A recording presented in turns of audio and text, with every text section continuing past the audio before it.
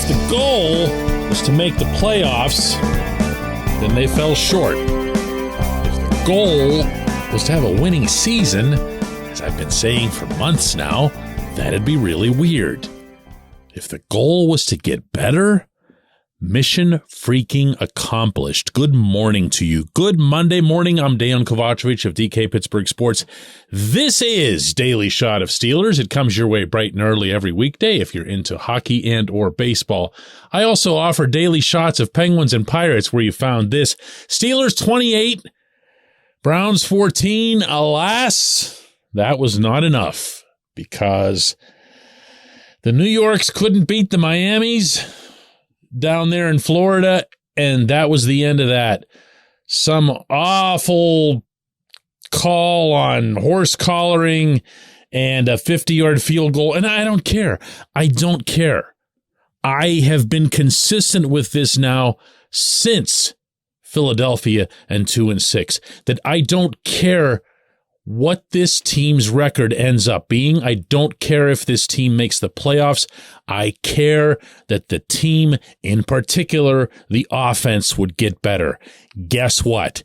It did in almost every conceivable way. And that's a W unto itself. Look, you and I can go over this from so many different prisms and say, well, on one hand, they haven't won a playoff game in, 2016? They've won a playoff game since 2016. They've won 3 playoff games in the last 11 or 12 years. That's not the goal around here. That's not the way this is supposed to be. These are the Pittsburgh Steelers, blah, blah, blah, something, 1975. Or you can be real about it and not just understand, but acknowledge that every team is due for a reset and that there's virtually no such thing as changing from a franchise quarterback to a new quarterback without a hard reset. So very rare is the situation where a Green Bay goes from a Brett Favre to Aaron Rodgers, or going way back, the 49ers from Joe Montana to Steve Young. Those things just don't happen. They don't happen. Infinitely more common is what you saw with the Colts when Peyton Manning got hurt, and then the Colts would be the worst team in the universe all of a sudden. And then Andrew Luck would come along, and then Luck was gone, and then the Colts were the worst team in the universe again. You know, the Colts are actually the standard bearer for this particular conversation. Well, what the Steelers did in their reset year, in their year where they knew they were going to go to a rookie quarterback at some point, and they were going to do so without him even having the benefit of a full training camp, full preseason, the full opening month that went to Mitch Trubisky, and they still went 9-8. They went 9-8 in a hard reset year. What can you expect at Point Park University in downtown Pittsburgh? Respect, rigor, relevance. That's the Point Park Pledge. You'll be treated with respect while being challenged and supported academically to graduate with career-ready, relevant skills. Visit pointpark.edu to learn more. But it's not just that. It's not just the 9-8. Because even that's the kind of thing that you can just dump all over with some of the 1975 stuff. And it's not that. It's that they won their final 4 games in a row. It's that they won 6 out of their final 7 games. It's that they won a couple of those pretty convincingly, and a couple of those were against good teams. Not all. The schedule was a lot lighter in the second half. I was there too. But they got better. There's no one who can dispute that. There's no one who should even attempt to dispute that. They got better. And you know who else believes that? They do. This was Kevin Dotson talking to me about that subject after the game yesterday. I think this growth has been probably the funnest thing for us. It's just being able to put it on tape and then like, okay, hey, we did that last time. We did this. Last time we played them, we messed up on this. We hit it this time. We did it easier this time. We blowing off the ball this time. Like it's always feel good, real good to just progress. This was George Pickens giving me a pretty interesting answer to a question I had on that same subject, which was basically, what changed? What happened for this team to grow up? I just feel like the camaraderie was better. Everybody was already, he's a grown man, so everybody already knew what we had to do. It's the time, and did you do it right? When did you do it? How did you do it? So it's stuff like that. So the camaraderie, where it was no more, oh, should I do this and should I do that? I should just stick to my, and it came to that, we started clicking. And it's funny, as I worked my way around the room, there were a lot of consistencies to the answers, but there were also a lot of different discrepancies within them. Everyone had their own little interpretation of what exactly went right over those final few games. And yeah, they were disappointed too, as you were, about the result in Miami, and they were disappointed that there won't be a playoff game in Orchard Park next week. But man, this isn't going to be very popular, but I'm going to say this anyway. There's a part of me that wonders if they weren't better off not going there. And I know that sounds terribly defeatist, and I know that it also flies in the face of, hey, let's get these young guys some valuable experience. So someday when Kenny Pickett and everybody is in their very first playoff game, it won't have to be their very first playoff game because they will have had that one game in Buffalo a year or two ago. But for people like me and you on the outside, I actually think this will do them good. I think there's going to be more of an upbeat feeling about this team now than if they had gone up there and gotten pasted again, which was a very real possibility. And if you happen to disagree with me on that, hey, you know where to find me. Let me know. I'm in all the comments underneath all the various renditions of this podcast, and I won't exactly hide from you, okay? I'll meet you where they are. When we come back, J1Q.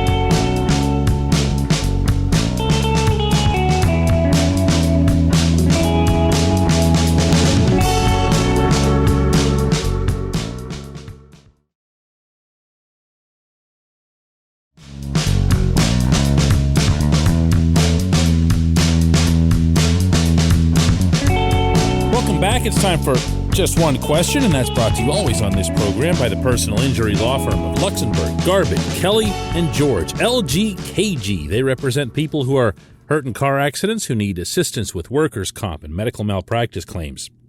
The attorneys at LGKG have been designated super lawyers, capital S, capital L, for the past 15 years. And yes, that is a real thing. The super lawyer designation is reserved for the top 5% of all attorneys in Pennsylvania. Learn more about them at lgkg.com or by calling 888-842-5454.